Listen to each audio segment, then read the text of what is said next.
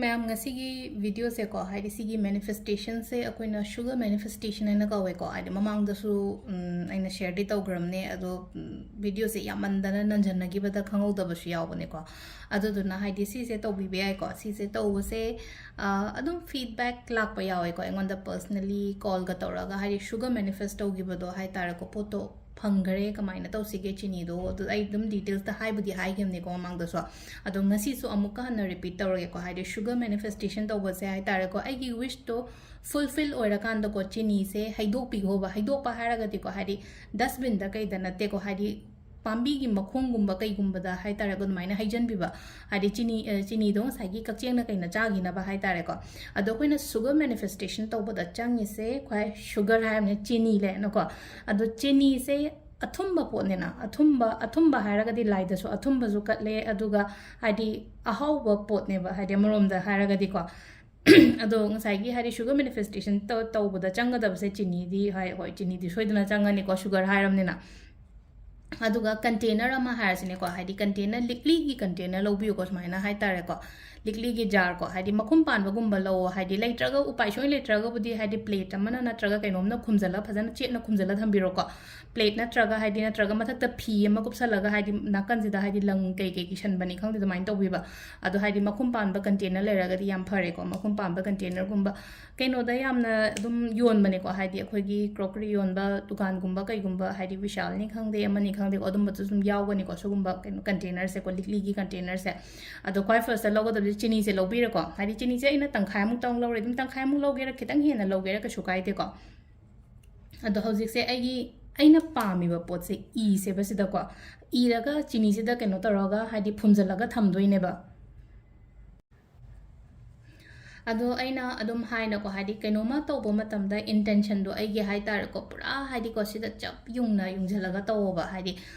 मी लांगी गुंबदा तौबिगनो इथंदगा फमगा नेना ताना को अदका अदुकानदो तौबिबा high तारको Kamada थोंगनजलगा हाइदि कानुंदो फजना सेंदो खोतोक तौरको हाइदि Sissu manifestation मखल अमनेना high तारको अदो तौबगी नुमित का हारसने को नुमित अमा हेतदा तौबा याइ को दम नुमित अमा हेतदा तौबा याइ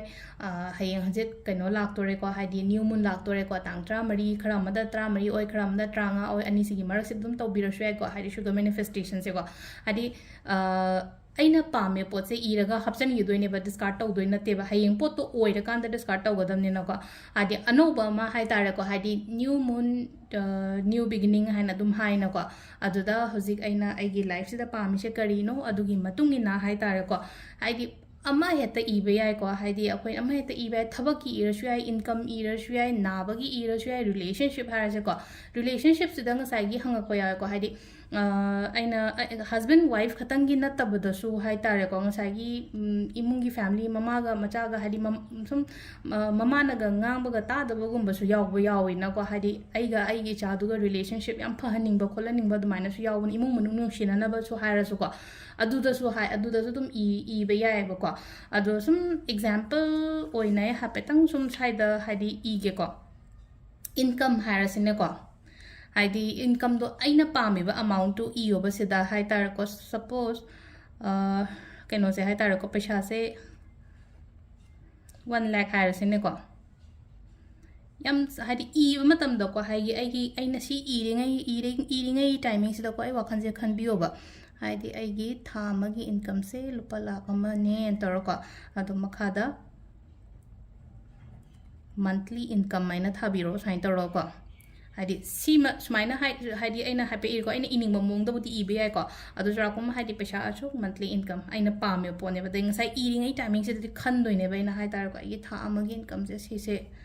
लाखनबा हाइना हाइ तारको हाइदि लाखपा हौरेको काइना वाखन से दुमाइना खनबे को हाइदि सिसिना हाइदि पैसागी ओइना लैरेको relationship kind of harassing ko relationship se dum ko aiga sida ko haidi I am having a very beautiful relationship or a healthy relationship haidi healthy relationship with my partner and harassing ko natraga hai tar ko akoina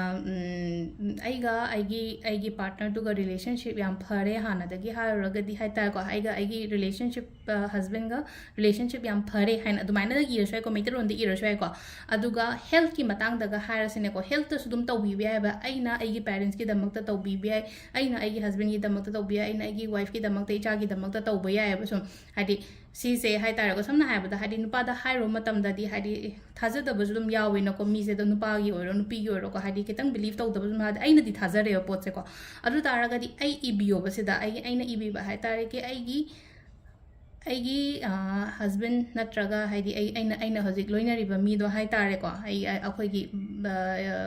ꯄꯦꯔꯦꯟꯁꯅꯦ ꯍꯥꯏꯔꯁꯤꯅꯀꯣ ꯑꯩꯈꯣꯏꯒꯤ ꯕꯕꯥꯒꯤ ꯏꯃꯥꯒꯤ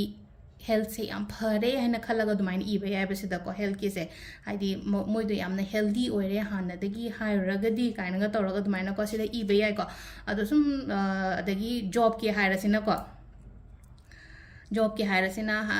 ꯍꯥꯏꯔꯒꯅ ꯀꯃꯥꯏꯅ ꯇꯧꯒꯦ ꯍꯥꯏꯗ I'm working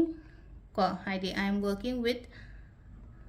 haidi dash company ko haidi aina pamiba company natraga aina pamiba department do I'm working with haidi samna haibada government keno gumbaga sum yam desire tawraga leiboy taraga du ibe ba haidi eduda haidi work tawre khotle na hai tare ko dumai tawraga haidi saga longa sai iringai timing sida ko wakhan sida khan ba hai tare ko job to khale ado haise hayeng hangsitagi office ka ba hodoine kari shet kani first day khot ka haidi adugi wakhan mayam do loina visualize tawdoine ba koina haidi matam se yo haidi ꯂꯥꯛꯇ꯭ꯔꯤꯕ ꯄꯣꯠꯇꯣ ꯍꯥꯏꯗꯤ ꯂꯥꯛꯑꯦ ꯍꯥꯏꯕꯒꯤ ꯀꯩꯅꯣꯗ ꯍꯥꯏꯇꯥꯔꯦꯀꯣ ꯔꯤꯂꯦꯁꯟꯁꯤꯞꯀꯤ ꯉꯁꯥꯏ ꯑꯩꯅꯒ ꯍꯥꯏꯈꯤꯕꯗꯣ ꯔꯤꯂꯦꯁꯟꯁꯤꯞꯁꯦ ꯍꯥꯏꯇꯥꯔꯦꯀꯣ ꯐꯒꯠꯂꯛꯑꯦ ꯍꯥꯏꯕꯒꯤ ꯀꯩꯅꯣꯗꯁꯨꯀꯣ ꯑꯗꯨꯃꯥꯏꯅ ꯇꯧꯔ ꯏꯕꯤꯕ ꯍꯥꯏꯇꯥꯔꯦꯀꯣ ꯁꯤꯗ ꯁꯨꯃꯥꯏꯅ ꯃꯈꯜ ꯃꯌꯥꯝ ꯏꯔꯒ ꯍꯥꯏꯇꯥꯔꯦꯀꯣ ꯍꯥꯏꯗꯤ ꯆꯤꯠꯁꯦ ꯑꯩꯅ ꯑꯍꯨꯝꯗꯤ ꯁꯦꯝꯃꯦꯀꯣ ꯁꯤꯗ ꯑꯍꯨꯝ ꯅꯠꯇ꯭ꯔꯒ ꯃꯉꯥꯒꯨꯝꯕ ꯑꯗꯨꯃꯥꯏꯅ ꯁꯦꯝꯕ ꯌꯥꯏꯀꯣ ꯑꯗꯣ ꯑꯍꯨꯝꯒꯨꯝꯕ ꯑꯗꯨꯝ ꯁꯦꯝꯕꯤꯔꯣ ꯑꯍꯨꯝꯁꯦ ꯁꯦꯝꯃꯒ ꯁꯤꯁꯦ ꯑꯗꯨꯒꯅꯦ ꯑꯩ ꯉꯁꯥꯏꯒꯤ ꯁꯤꯗ ꯑꯩ ꯍꯥꯏꯐꯦꯠ ꯍꯥꯏꯔꯦꯀꯣ ꯍꯥꯏꯗꯤ 1 lakh ꯀꯩꯃꯨꯛ ꯑꯩꯅ ꯇꯥꯟꯕ ꯈꯣꯠꯄ ꯀꯥꯏꯅ ꯁꯨꯃꯥꯏꯅ ꯇꯧꯔꯁꯦ ꯆꯦꯁꯦ ꯐꯣꯜ ꯇꯧꯁꯤꯜꯂꯁꯦꯕ ꯑꯗꯨꯝ ꯍꯥꯏꯗꯤ ꯄꯦꯄꯔ ꯐꯣꯜꯗꯤꯡꯁꯦ ꯈꯪꯉꯤꯅꯀꯣ ꯑꯩꯔꯣꯝꯗ ꯑꯩꯅ ꯄꯥꯝꯕ ꯄꯣꯠ ꯑꯣꯏꯇꯥꯔꯗꯤ ꯑꯩꯔꯣꯝꯗ ꯑꯩꯅ ꯄꯥꯝꯗꯕ ꯆꯠꯍꯟꯅꯤꯡꯈꯤꯕ ꯑꯣꯏꯇꯥꯔꯗꯤ ꯑꯁꯣꯝ ꯁꯥꯏꯗꯇ ꯐꯣꯜ ꯇꯧꯕ ꯄꯦꯄꯔꯁꯦ ꯐꯣꯜ ꯇꯧꯔꯅꯤꯀꯣ ꯁꯣꯝ ꯁꯥꯏꯗꯇ ꯑꯗꯨꯒ ꯑꯩ ꯑꯃꯈꯛꯇꯪ ꯁꯦꯝꯃꯦꯀꯣ ꯑꯗꯨꯒ ꯀꯃꯥꯏꯅ ꯇꯧꯒꯦꯗꯒꯦ ꯍꯥꯏ ꯀꯥꯟꯁꯤꯗ ꯑꯩꯒꯤ ꯆꯤꯅꯤ ꯀꯧꯇꯥꯁꯤꯗ ꯍꯥꯏꯇꯥꯔꯦꯀꯣ ꯐꯨꯝꯖꯜꯂꯒ ꯆꯤꯅꯤꯁꯤꯅ ꯐꯨꯝꯖꯜꯂ ꯊꯝꯈ꯭ꯔꯁꯦꯕꯀꯣ ꯑꯗꯨꯒ